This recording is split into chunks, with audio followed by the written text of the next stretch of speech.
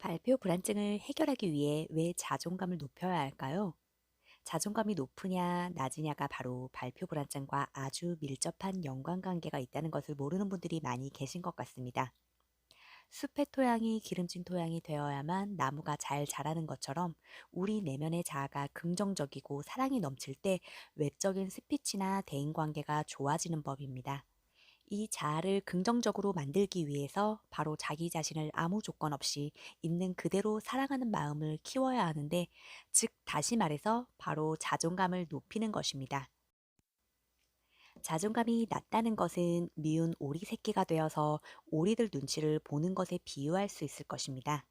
또한 자존감이 높다는 것은 백조가 되어서 오리들 눈치를 보기보다는 오리들에게 어떻게 긍정적으로 영향을 미칠 것인가에 초점을 맞추게 되고 보다 가치 있는 목표와 비전을 가지고 스피치를 한다는 것을 의미합니다.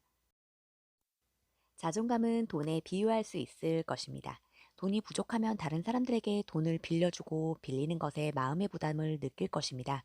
반대로 돈이 충분하면 다른 사람들에게 돈을 빌려주고 빌리는 것에 대해서 전혀 마음의 부담을 느끼지 않을 것입니다.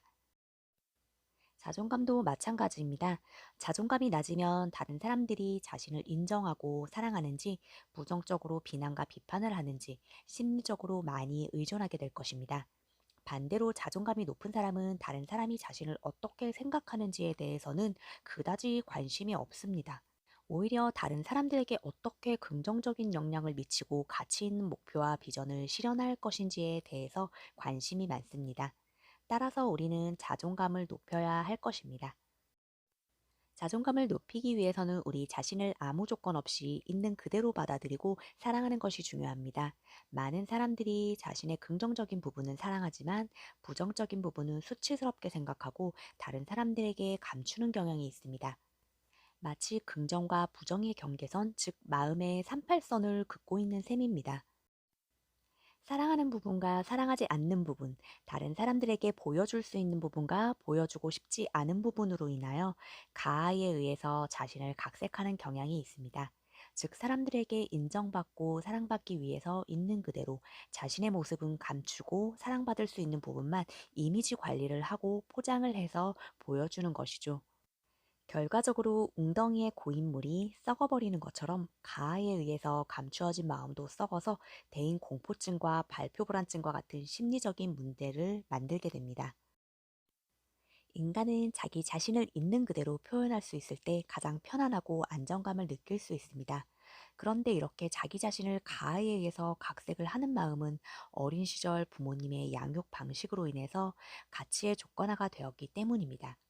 즉, 부모님의 가치에 맞게 착한 행동을 하면 사랑을 받지만 가치와 다른 행동을 하게 되면 꾸지람이나 신체 체벌을 받게 되기 때문에 아기는 무조건적인 사랑을 원하면서 자연스럽게 부모님에게 사랑받는 방향으로 부모의 가치를 조건화하게 됩니다.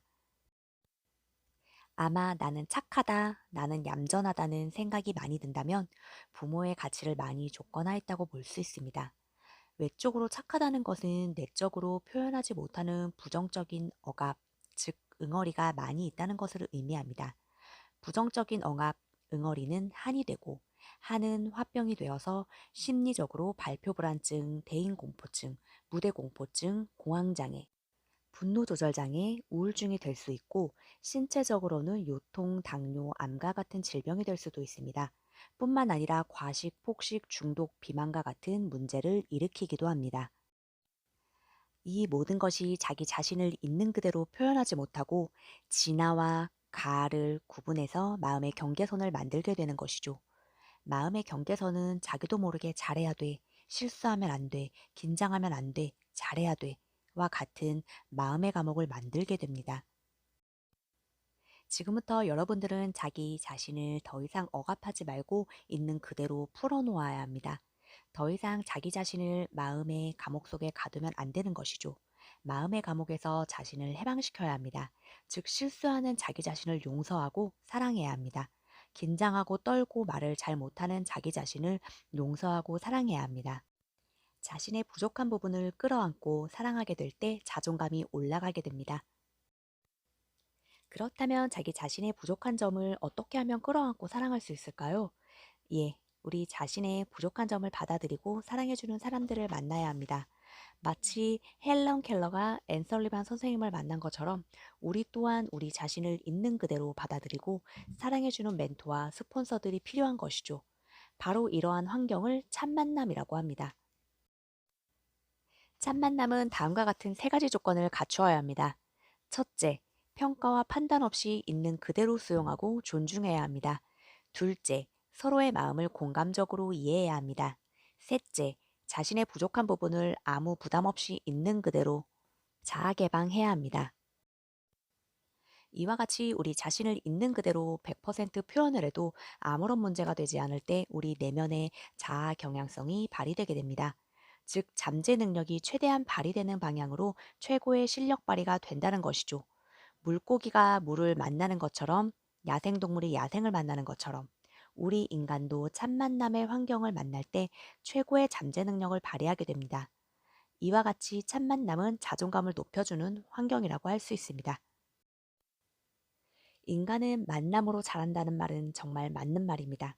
사람과의 만남을 통하여 자존감이 낮아지기도 하고 높아지기도 합니다. 우리에게는 자존감을 높여주는 인간관계가 절실합니다. 사람으로 인해 상처받은 마음은 사람과의 관계를 통해 치유되어야 합니다. 두 번째로 사랑은 사랑하다의 동사에서 시작되었다는 것을 이해해야 합니다. 우리 자신을 사랑하는 마음도 동작, 즉 행동을 통해 가능하다는 것입니다. 그렇다면 어떻게 행동해야 할까요? 가장 좋은 방법은 NLP, 신경 언어 프로그래밍을 배우고 훈련하는 것입니다. NLP는 최고의 마음의 훈련법입니다. NLP는 마음의 사용법, 마음의 매뉴얼이라고 할 수 있습니다.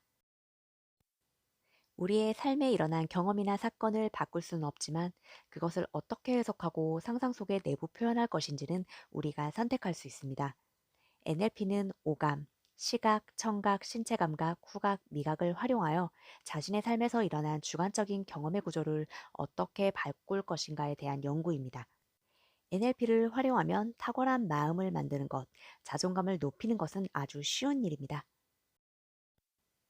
세 번째로 자아 강화 훈련을 하는 것입니다.